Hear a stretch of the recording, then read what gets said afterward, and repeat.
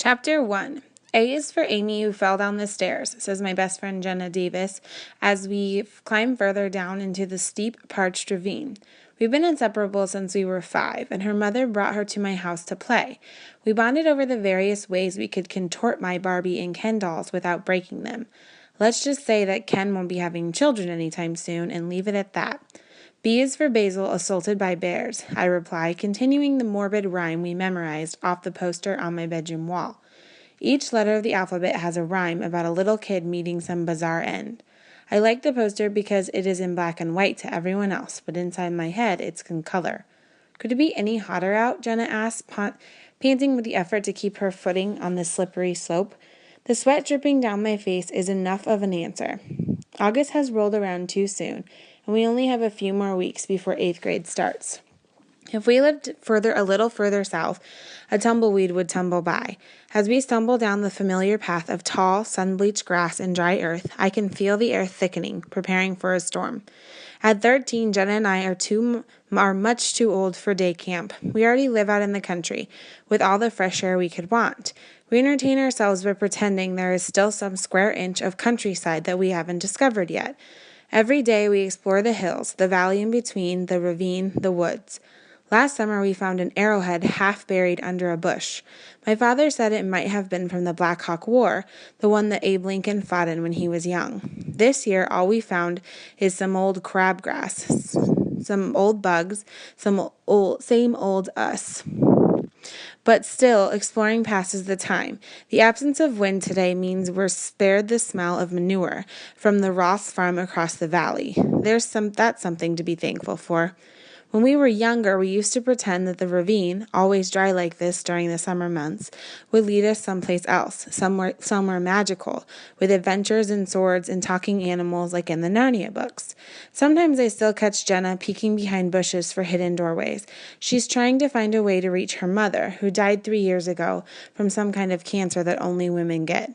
Mrs. Davis was so sweet and pretty, with red hair and freckles just like Jenna. Except Jenna is short like me, and Mrs. Davis was really tall. Before she died, Jenna's mom bought us the rope friendship bracelets that we have never taken off. She said that as long as we kept them on, nothing could come between us. I explain this to my own mother every time she begs me to cut off the bracelet, which is now too tight to slip over my hand. Who cares if it's gray and fraying and maybe even a little smelly? The wind starts up slightly, and a big green leaf sticks to the sweat on my leg. I hold still and count to 12 before it flutters and falls to the ground. The color of the leaf is exactly the same color as Jenna's name, a bright, shimmering shade of green with some yellow highlights. I think part of why I like Jenna right away is that I like the color of her name. But I never tell her that, nor would I tell my older sister Beth that her name is the murky brown of swamp water. Beth is 16 and in the process of wearing down our parents' patience. She changes her hair color the way normal people change their underwear.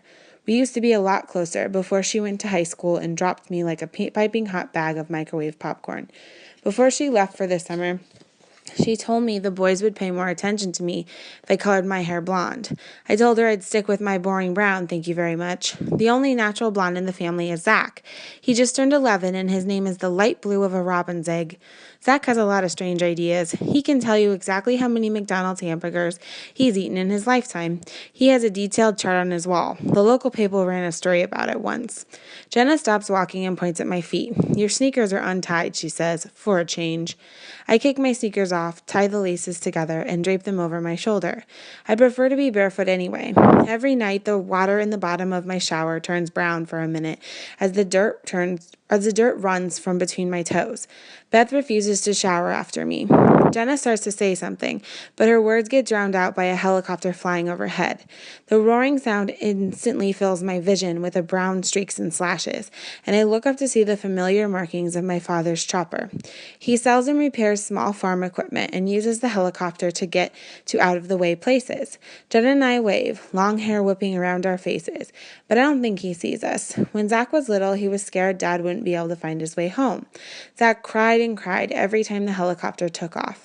Finally, Dad took me and Beth and Zach up in the chopper with him to show us how easy it is to spot the landing site. Beth threw up the entire time and hasn't gone for a ride since. Are you ever scared to fly with him? Jenna asks when we can hear each other again. That thing looks like it's ready to fall apart. It's fun, I tell her, tucking my hair back in its ponytail. It feels like you're a bird up there. Everything looks different. You're always welcome to come with us, you know. A look of horror flits across Jenna's face. No thanks. In all these years, Jenna has never accepted my offer. So have you gone up to the cemetery yet? She asks as we continue walking along the bottom of the ravine. No, not yet. I still have to finish the painting. It was Jenna's idea that I bring my grandfather a present on the 1-year anniversary of his death. She brings her mother something each year, and her mother gives her gifts from the grave. Well, sort of. When Mrs. Davis knew she wasn't going to live much longer, she stocked up on presents and wrote long letters about her life. She gave them to my mother to keep, and each year, on Jenna's birthday, my mother sends her one of the packages in the mail. One of these years, the gifts are going to run out, and that will be a very sad birthday indeed. Can I see the painting? Jenna asks, even though she knows better. You know it's bad luck to show it before it's done. Why are you so superstitious? She asks, wiping her sweaty brow and leaving a streak of dirt. I thought your brother's superstition drove you crazy. They do, I insist. I'm not half as bad as him. If a black cat crosses his path, he locks himself in his room for the rest of the day. And forget walking under ladders. If he sees our father do it, he will make him walk around the house backward. Twice. Zach says that if Dad really wants to make sure he undid the bad luck, he would cross his fingers until I saw a dog. But you don't have a dog, I know. And what's with the ladder thing anyway? I shrug. I have no idea, but you definitely don't want to walk under one. There's a lot of weirdness in your family, Jenna says, picking at a scab on her elbow. She doesn't even know about my personal brand of weirdness. Like everybody else, she seems to have forgotten about my 3rd grade incident, which is just fine with me. You know, Jenna says, stepping carefully over a gnarled branch, my father told me it could take a soul a whole year to reach heaven. Maybe that's why it took you a year to finish the painting of your grandfather. I have my own theory of my grandfather's soul, but I haven't told anyone. After all, I am good at keeping secrets. That could be it, I respond. Come on, let's get back so it doesn't take me any longer. I want to bring the painting to the cemetery before dinner. Do we have time for a quick PIC mission? Jenna asked as we climb back up the slope. I hated to skip out on the best part of the day, our PIC mission, Partners in Crime. The term was another gift from Jenna's mom. She made it up after she caught me standing guard while Jenna stole quarters from the cow-shaped cookie jar in the kitchen. After that, we learned to be more careful. In 5th grade, we hid in Beth's closet when she had a slumber party. We heard lots of juicy gossip, as well as some stuff about how babies were made that cleared up a few lingering questions. To this day, Jenna and I count that as our most successful mission. I really can't today, I tell her. Oh, it's okay. I can't think of anything good nice anyway. This town is just too boring. She kicks up a pile of dirt with the toe of her sneaker and sighs loudly. It takes longer than it should to get home because we have to walk all the way around the Davises' fields.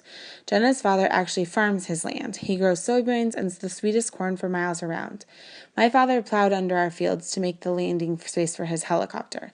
Jenna's father thinks my father is lazy since he only flies 3 times a week and is back by dinner time. My father thinks Jenna's father should mind his own business. Is your dad ever going to stop working on your house? Jenna asks as we come into view of it. Everyone in town, including the rest of my family, wants to know the answer to that question. The helicopter is now parked out back, and my father is already up the ladder on his way to the roof. I don't know, I reply honestly. My sprawling house is famous in these parts and never fails to get a reaction. First, people stare. They look up, they look down. Sometimes they even do that twice. The house is almost like a living creature that keeps expanding and contracting and remaking itself. Every inch of it was built by my father and grandfather from all different kinds of wood, whatever they could borrow, barter, or beg for. They could never agree on how the house should be laid out, so they each did their own thing and eventually met up in the middle. This technique resulted in a number of doors that lead nowhere, and stairs that go inside walls like secret passageways. This is how Jenna and I managed to wind up in the back of Beth's closet, so I guess the spiderweb-filled tunnels are good for something. My father is usually on a ladder hammering away at the roof when he's not tinkering with the chopper. I call him Casper because we hardly ever see him on the ground level. He calls me Wild Child because I'm always running around barefoot, feeling the earth under my feet and predicting rain. Hi, Mr. Winchell, Jenna shouts. My father waves at us with his hammer, his mouth full of nails. Bye, Mr. Winchell, Jenna shouts again as she heads toward her smaller and much more normal house. He tries to wave again, slips slightly, then quickly regains his balance.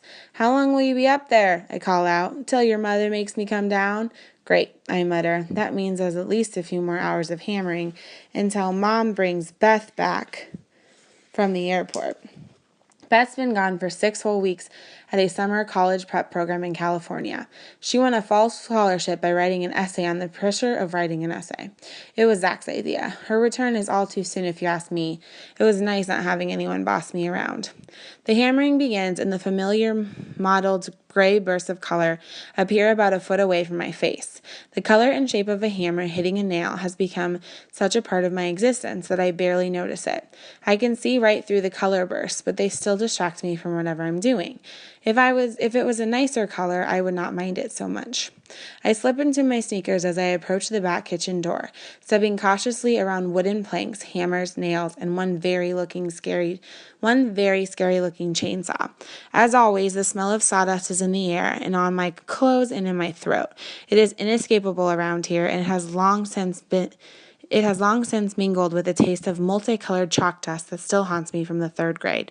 I go up to my room and look for Mango. His official name is Mango the Magnificent. He usually sleeps at the foot of my bed on my Winnie the Pooh baby blanket, completely covering the faded Pooh and Piglet walking into the sunset. He's not there now, but he left behind his favorite toy, a stuffed Tweety bird that he likes to carry around in his mouth. I call out his name and hear a faraway orange soda-colored meow in response. I trace the sound to Beth's room and find the little gray and white traitor curled up on Beth's pillow. I sweep him up in my arms and glance at Beth's night table. By some huge oversight on her part, Beth left her diary right out in plain sight when she went to California. When I first noticed it, I thought maybe she wanted me to read it. Then I decided that she had probably booby-trapped it somehow and she'd know if I peeked.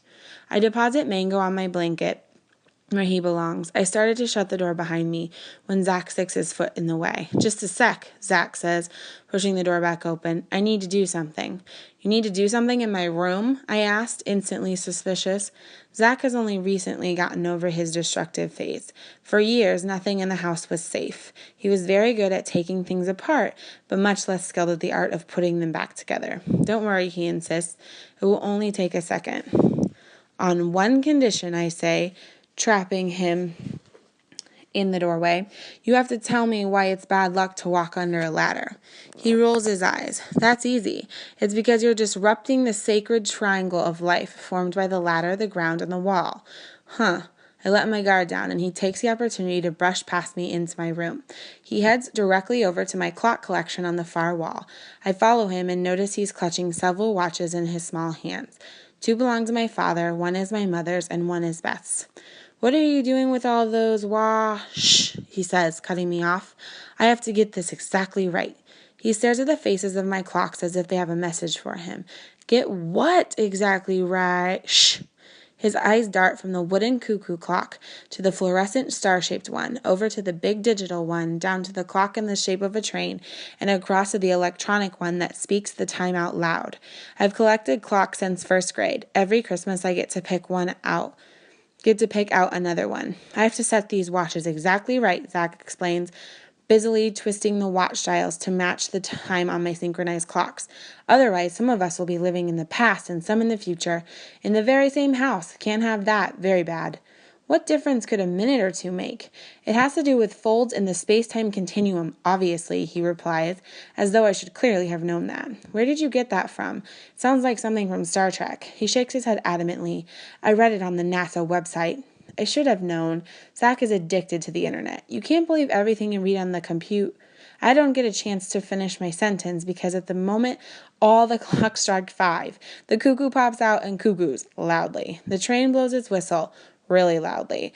All the alarms go off at the same time, buzzing and chiming and ringing and shrieking, all much louder than I have ever heard them. My father is still hammering. My mother honks in the driveway to let us know she is back from the airport with Beth. Beth slams the front door open and drops her suitcase on the floor. Mango runs under the bed. I put my hands over my ears and shut my eyes to stop all the colors that are bombarding me. It doesn't work. My sight is filled with blurry purple triangles and waves of green and floating black dots and balls of all sizes and shades of color, spinning, swooping, swirling in front of me and across the room and in my mind's eye. If I had been prepared, I would not have been able to anticipate the onslaught, but now it is overwhelming and I feel like I'm suffocating. "What's wrong with you?" Zach shouts. I'm crouching on the floor now. "Why is everything so loud?" I cry above the noise. A second later, the chimes stop. No more honking, no more door slamming, just the usual hammering. The colors and shapes quickly fade away, and I feel like I can breathe again. I open my eyes to find Zach staring at me with a combination of concern and surprise. I stand up and quickly turn one of the clocks around. The volume was turned all the way up. The same with the others. My hand shakes slightly as I pull them all off the wall and rest them on the bed. I don't get it. I always keep the alarms turned off. Zach tries to slink out of the room, but I grab his sleeve. I hold him there until he confesses. "Okay, I switched on the alarms and turned the volume up a little before you came home. I did it so I'd be able to hear them from my room." "You could have heard them from your room if your room was in Alaska." I push him into the hall and lock my door. "Hey," he says, knocking hard, "I only did it so I wouldn't be in your room without permission." "You were in here without permission to turn the alarms on, weren't you?" Silence. Then, "What's your problem anyway?" Ignoring him, I switch off the alarms and hang the clocks in their rightful spots. I watch them silently, ticking, and blink back the stinging tears. How could Zach be so unaffected by the noise? What if I'd been out in public when something like that happened? I looked pretty ridiculous crouching in the hallway at school. As I stood there feeling sorry for myself, Mango peeks out from his hiding place, looks around, then tentatively crawls out and winds himself across my legs. I pick him up and head to the closet where I store my art supplies. I have a painting to finish and a grandfather to visit. I always put music on when I paint, but for the first time I can remember, I'm afraid that the colors will overwhelm me. I never want to feel so out of control again. I try to finish the painting, but I can't concentrate. It's too quiet. Even the hammering has stopped. I choose a Mozart piece that Grandpa used to like, turn the volume way down, and press the play button before I can chicken out. The colors immediately and gently flow over me, energizing me, reminding me that I can still enjoy them. The glossy red, barn-like color of the violin, the silvery bluish white of the flute, the school bus yellow of the French horn, all of them layering on top of one another, changing, shifting, belonging at that moment only to me.